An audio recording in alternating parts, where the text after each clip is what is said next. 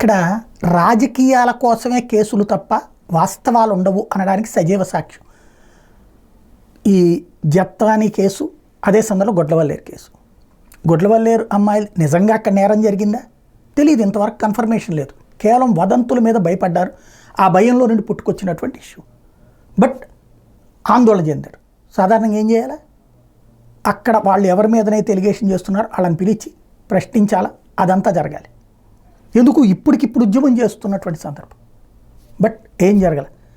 అదే ఎప్పుడో ఒకప్పుడు జిందాల్ మీదన కేసు పెట్టి, ఆ తర్వాత కుక్కల విద్యాసాగర్ మీద కేసు పెట్టి వ్యవహారం నడిపినటువంటి అమ్మాయి, కుక్కల విద్యాసాగర్ మీద కేసు పెట్టాల, కుక్కల విద్యాసాగర్ అమ్మాయి మీద కేసు పెట్టాడు.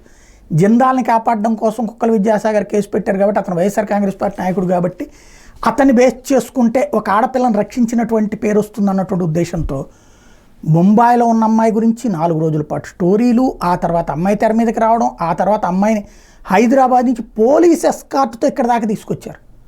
మరి గొడ్లవల్లేరులో వాళ్ళను కూడా అట్లాగే తీసుకురావాలి కదా. అనేక మంది అమ్మాయిలు ఆవేదన వ్యక్తం చేశారు కదా, కంటతడి పెట్టారు కదా, వణికిపోయారు కదా ఏం జరిగిందో అని. ఇక్కడైనా అక్కడైనా ఏం జరిగిందంటే జరిగింది, జరగలేదంటే జరగలేదు. ఇక్కడ రాజకీయపరమైనటువంటి అంశాల చుట్టూ కాబట్టి అంత బిల్డప్ చేసుకొచ్చారు. ఇక్కడ వచ్చేటప్పటికి వాళ్ళని బెదిరించడం, అదిలించడం, చివరికి వాళ్ళు పక్కన దర్యాప్తు కోరితే దర్యాప్తు ఏమి తేల్చకముందే ఏమీ లేదని సర్టిఫై చేసేయడం.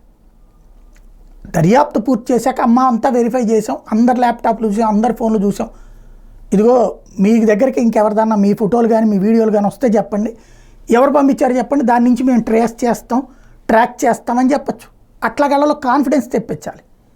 బట్ వాళ్ళందరూ వణికిపోయే పరిస్థితి తెస్తే అక్కడ స్పందించినటువంటి తీరు, అంటే అక్కడ స్పందించిన తీరుకి ఇక్కడ స్పందించిన తీరుకి తేడా ప్రజలు గమనించరా? లేదు ప్రజలు ఇదే కరెక్ట్ అనుకుంటారా? ఎవరిష్టం వాళ్ళది.